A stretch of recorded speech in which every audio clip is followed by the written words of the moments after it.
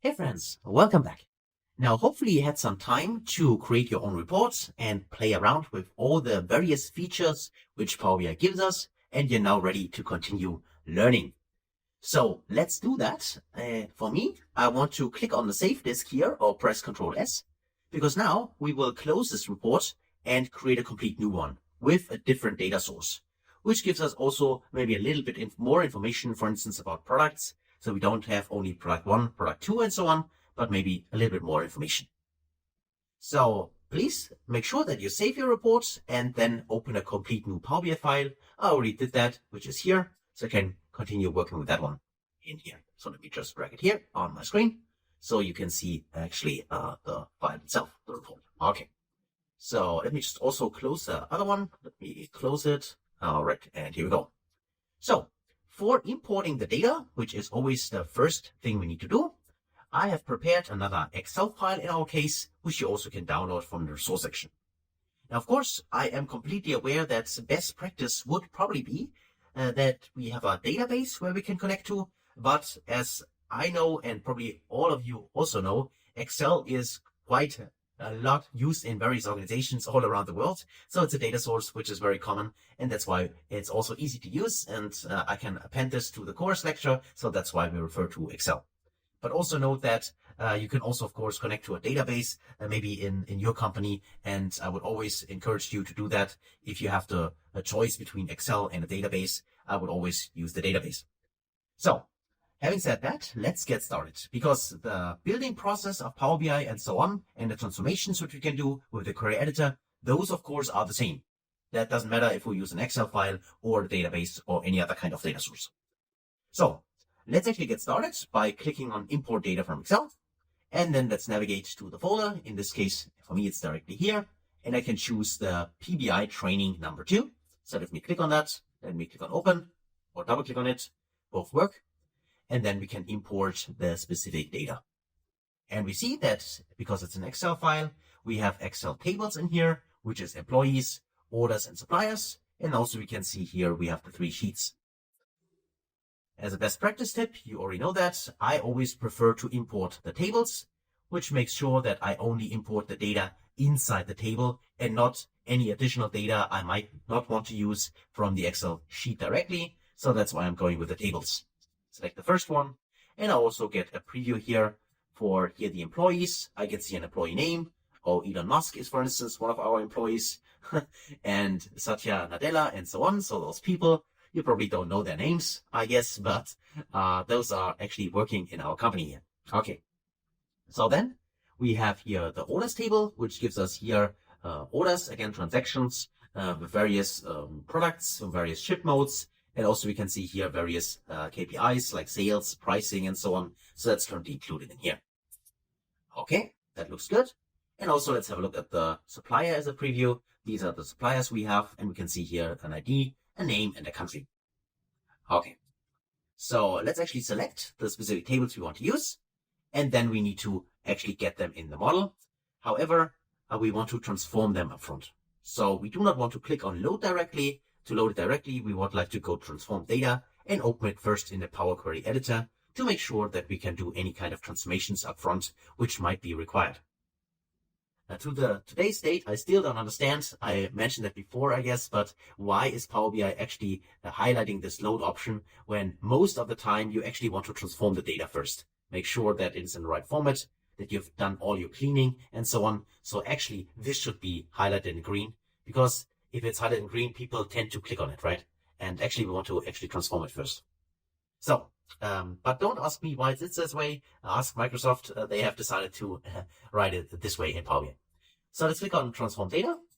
And then let's wait and see our untitled Power Query Editor. Let me just click Refresh, okay? And do the same here for these ones, so we can see the data in here, okay? So these are the 3 tables we have, and we can already see whether the table makes sense. We can check, very important, always check the data types, whether they are correct. That seems to be the case. They are all text values and the ABC, that is fine. There are also no missing values in here. That is also fine so far. And then if I go to the properties, the only thing I like to do is I like to rename this. So I call this simply employee, and then I call TBL, which is my abbreviation for that table. For the suppliers, let's check the suppliers first. Also, I can see a supplier ID, which is a number. As you can see, supplier name and country. And also this seems to work quite well. So all I need to do here is also name the table, and I can either do it this way. Remember, I can right click on the table here and rename it here, or I can even double click on the table like that and also name it here. And I call it supplier, and then I call it TBL. So finally, my orders table, which is my biggest table. This is the fact table when we talk about fact and dimension tables. So this is the table I want to filter using tables like employee table and supplier table. So if I scroll to the right, let me just check it here. I can see data types. Okay, the order date is a date, that is fine. But the ship date should also be a date. Currently, this is no date, as you can see here. Okay, so we have to convert this into a date. This is something we need to do. But beside this, let's just check the other columns first. So, okay, these are decimal numbers for the pricing. That is fine. The amount is a whole number. The discount we have inside, product name and so on. That looks fine. It can spot something.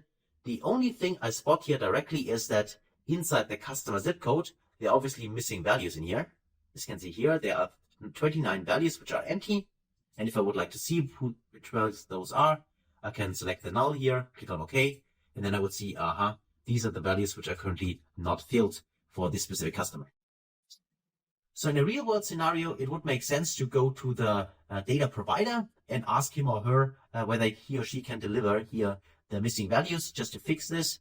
But in our case, it's not that important because actually we do not use the customer zip code at all as a column. So I don't want to fill this now, but I just want to mention this. If you have missing data, always, especially if you need the data, then of course it makes sense to address this by the people who provide the data to you, of course, right? That would be the best way to fix this. In this case, as I said, it's not required, so we can just skip it. Also, you could even right click here and say remove if you don't want to load it in the model at all. But because this data here is a really small model, it doesn't make any difference whether we want to exclude here certain columns, so deleting them or not. So, okay. We got our columns here, and the only thing we need to fix in here is actually the ship date here. This should be a date. So what could we do? Well, we can click on this little icon here and then change this to a date. We can try this first. So let's do that. Let's click on date in here. And then we got here this pop-up window. The reason why it asks us this is because our last step is already changing the type for all the columns together in one step. So that's why it just asked us whether we want to remove the current stop or replace actually the current stop, current change type, the current step. That's what I wanted to say, and convert it directly into a date and try that. I personally always like to add a new step, because if I replace the current step and the step leads to an error, then I would need to remove it in the applied steps window.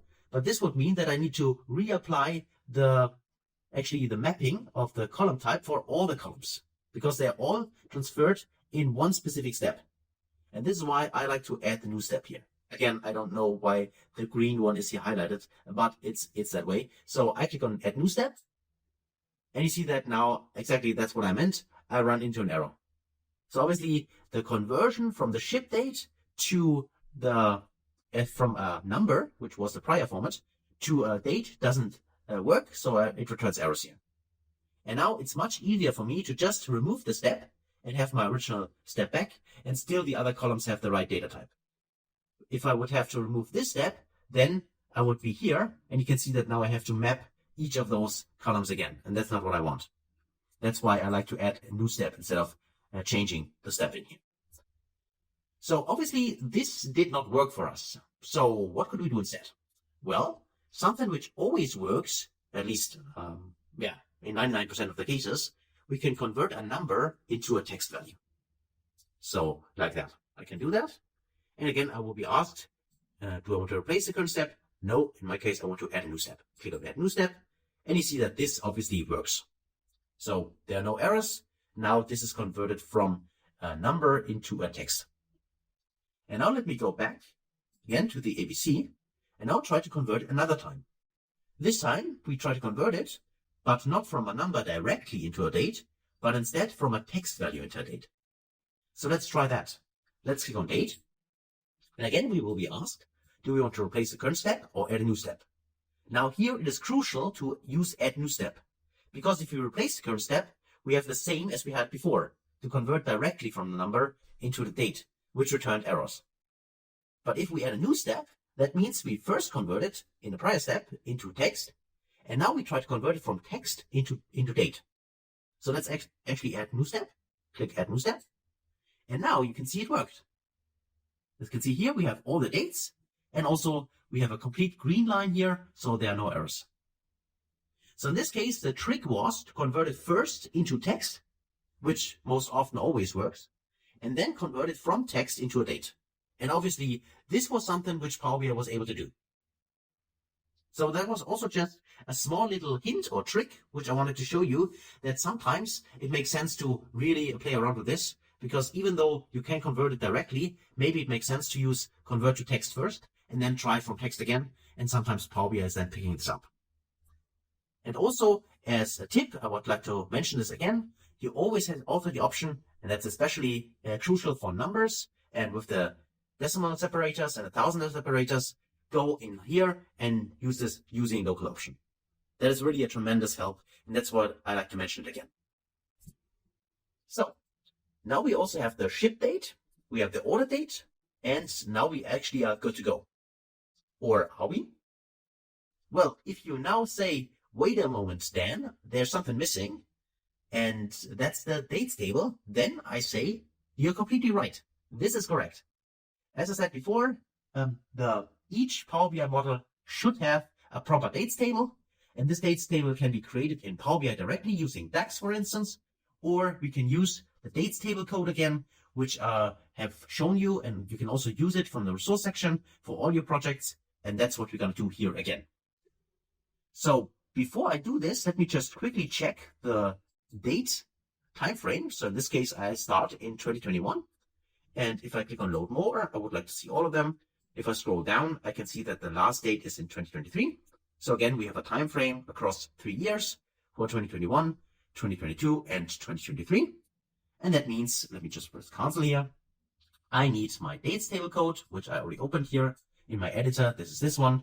Control A to copy everything, Control C to copy it. And then we go back inside our Power Query editor, click on new source, click on a blank query in here. And then when you can simply paste the code in here, go to advanced editor, remove the template which is inside, and just paste the code for the function. Then you should see no syntax errors. And then if I click on done, and then add here a start date and an end date. So the start date is the 1st of January in 2021. And the end date, you can also click, by the way, on the calendar here, but I like to insert it here directly. 31st of December in 2023. Financial year start, again, is January in this case. We do not have any holiday calendar in here, so we can add this. And then I click on invoke. Now we have our dates table created with a continuous date range where no date is missing. So each day in this time period is included. And once there are no duplications, and that's exactly what we need. So now let me just rename this. So right click here and go to rename and call this dates. And in this case, I also call it TBL. That's fine. And finally, I need to actually also rename the order here. Let's also call this orders TBL, rename here, just to be correct for all the tables. So order TBL, press enter. And now we also have our 4 tables in here. Now, in this case, I could group them and group the function in a different table, but in this case, I do not have really staging queries in here, so I keep it like that. But of course, if you say you like to group this, right click here and create the group, you can do that. We've seen how that works before, so I will skip this for now. And that's actually everything we need to do right now. And this means we have set our model. And now I can click on close and apply, and we can get started using and exploring this model in the next couple of videos. So let me click on close and apply, wait until the data is loaded into the model, and then we should see just right now here our tables. And now let's actually explore what we can do with this model. So thanks a lot for working along with me, and otherwise I hope I see you in the next video. Until then, thanks guys.